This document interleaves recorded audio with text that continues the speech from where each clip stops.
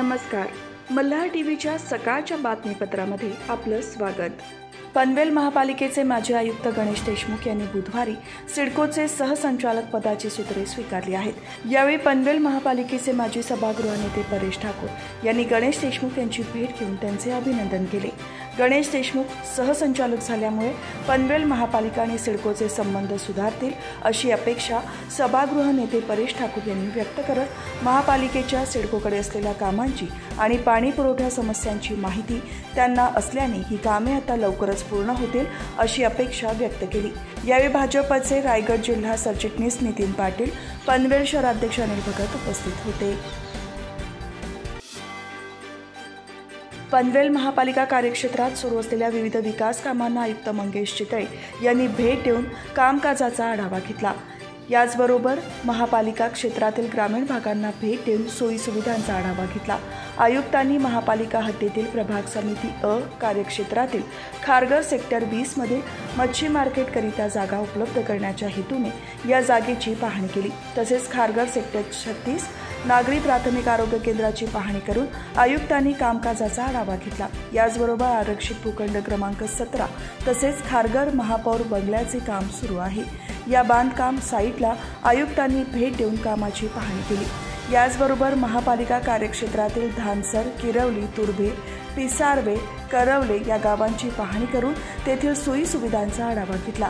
यावेळी उपायुक्त बाबासाहेब राजळे, कार्यकारी अभियंता संजय कटेकर, संबंधित मालमत्ता विभाग प्रमुख जयराम पाटील, प्रभाग अधिकारी जितेंद्र मडवी आणि कर्मचारी उपस्थित होते.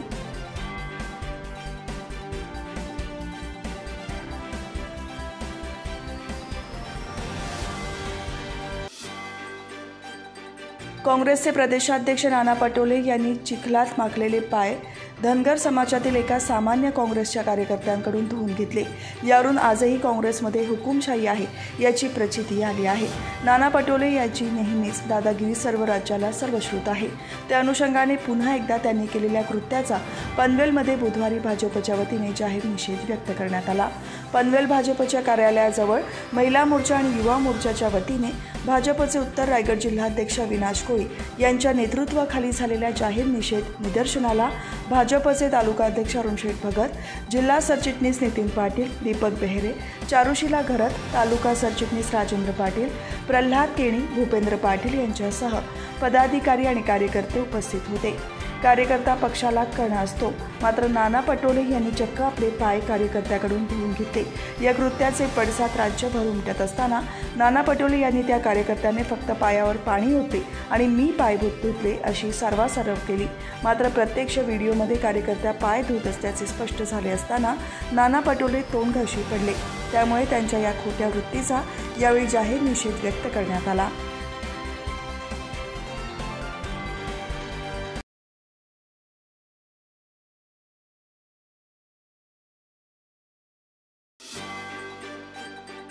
गोमांस वाहतूक करणाऱ्यांना पाली पोलिसांनी उन्हेरे फाटा येथे पकडले असून याबाबत पाली पोलीस ठाण्यात गुन्हा दाखल करण्यात आला आहे.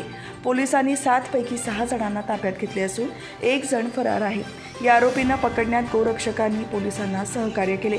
यामध्ये गाडी चालक उदय हरी राणे, मेनुद्दीन आदम कुरेशी, हसन आदम कुरेशी, मुझफ्फर इक्बाल पानसरे, आफताब अख्तर, मजार युनुस खान, दानिश यांचा समावेश आहे. या कारवाईत पोलिसांनी 5 लाख रुपयांची एक सफेद रंगाची एर्टिगा कार, 600 रुपयांचा एक स्टीलचा डबा ज्यामध्ये एकूण 5 पिशव्या असून त्यांचे वजन 4.8 ग्राम तसेच डब्यासह पिशवीतील मांसाचे वजन 5 किलो 900 ग्राम आहे. एका आईस बॉक्समध्ये पिशवीमध्ये मांस असून त्याचे वजन 4 किलो 400 ग्राम भरले. दुसऱ्या आईस बॉक्स पिशवीतील मांसाचे वजन 4 किलो 820 ग्राम भरले. असे एकूण 5,01,100 रुपयांचा मुद्देमाल पोलिसांनी जप्त केला आहे.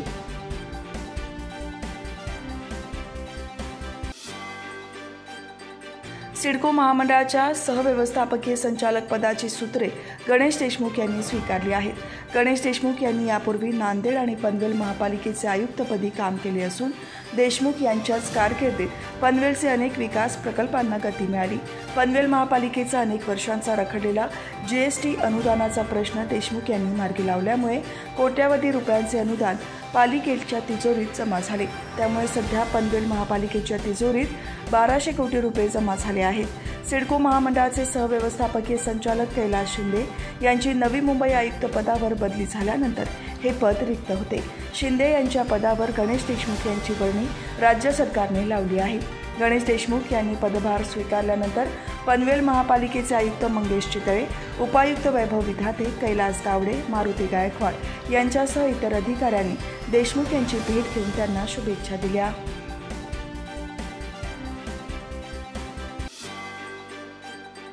मुंबई गोवा महामार्गावरील पोलादपूर येथे एका उभ्या लक्झरी बसला भरधाव ट्रेलरने दिलेल्या धडकेत बसमधून उतरलेल्या प्रवासी जागीच ठार झाला असून 11 प्रवासी जखमी झाल्याची घटना घडली आहे। यावेळी एका स्कूटरलाही धडक बसल्याने हा तिहेरी अपघात ठरला। याच ठिकाणी गेल्या महिन्यात उभ्या कंटेनरला भरधाव कारने धडक दिल्याने 2 जण ठार झाल्याची दुर्दैवी घटना घडली आहे। घाटकोपर ते कामठी जाणारी कदम ट्रॅव्हलर्स लक्झरी बस ही प्रवासी उतरण्यासाठी पोलादपूर येथील ग्रामीण रुग्णालयासमोर उभी करण्यात आली होती। यावेळी महाड दिशेकडून भरधाव येणाऱ्या ट्रेलरने लक्झरी बसला पाठीमागून धडक दिली। या अपघातात बसमधून उतरणारा प्रवासी जागीच ठार झाला, तसेच 11 जण जखमी झाले आहेत। ही धडक एवढी जोरदार होती की लक्झरी बस चालकाच्या डोक्याला मार लागून तो जागीच बेशुद्ध झाल्याने बस 200 फूट पुढे गेली। यावेळी प्रसंगावधान राखून दुसऱ्या चालकाने हँडब्रेक ओढून बस थांबवण्यासाठी कसोशीने प्रयत्न केला। या बसमधून 30 प्रवासी, चालक, सहचालक आणि क्लीनर असे एकूण 33 जण प्रवास करत होते। प्रसोल केमिकल्स लिमिटेड, होनाड, पाताळगंगा नदी आणि रसायनी पाताळगंगा पर्यावरण संवर्धन चॅरिटेबल ट्रस्ट आणि आतकरगाव ग्रुप ग्रामपंचायतीच्या वतीने जागतिक पर्यावरण दिनानिमित्त कुंभेवाडी जिल्हा परिषद शाळेत वृक्षारोपण आणि वृक्ष वाटप कार्यक्रम करून मोठ्या उत्साहाने साजरा करण्यात आला। यावेळी विविध जातींच्या वृक्षांची लागवड करण्यात आली, तसेच नागरिकांना वृक्ष वाटप करून त्यांचे महत्त्व सांगण्यात आले।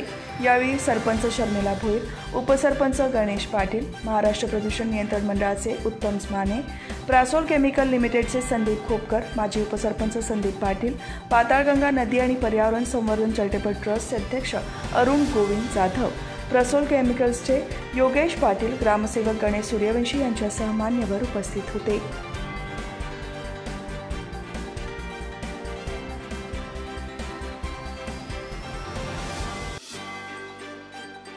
लोणावळा शहरात होणारी कोंडी विचारात घेऊन जुन्या मुंबई पुणे महामार्गावरून जाणारी जड वाहने पर्यायी मार्गाने वळवण्यात आली आहे। लोणावळा शहरात दिवसा जड वाहनं कायमस्वरूपी बंदी घालण्याचे आदेश जिल्हाधिकारी सुहास दिवसे यांनी दिले आहेत। लोणावळा खंडाळा परिसरात वर्षाविहारासाठी मुंबई पुण्यातील पर्यटक मोठ्या संख्येने येतात। शनिवार आणि रविवारी लोणावळ्यात पर्यटकांची गर्दी असते। लोणावळा शहरातून जाणाऱ्या मुंबई पुणे महामार्गाचा वापर ट्रक, कंटेनर करतात। जड वाहतुकीमुळे वाहतुकीचा वेग संथ होऊन लोणावळा शहरात ठिकठिकाणी कोंडी होते। लोणावळा शहरात वाहतूक समस्या सोडवण्यासाठी सकाळी 6 ते रात्री 10 या वेळेत सर्व प्रकारच्या जड वाहनांना कायमस्वरूपी बंदी घालण्याचे आदेश जिल्हाधिकारी सुहास दिवसे यांनी दिले आहेत। लोणावळ्यातील मनशक्ती केंद्र आणि खंडाळ्यातील बॅटरी हिल दरम्यान जड वाहनांना बंदी घालण्यात आली असून मुंबई पुणे महामार्गावरून जाणारी जड वाहतूक पर्यायी मार्गाने वळवण्यात आली आहे। लोणावळा शहरातून जाणाऱ्या जड वाहनांनी द्रुतगती मार्गाचा वापर करावा असे आवाहन करण्यात आले आहे।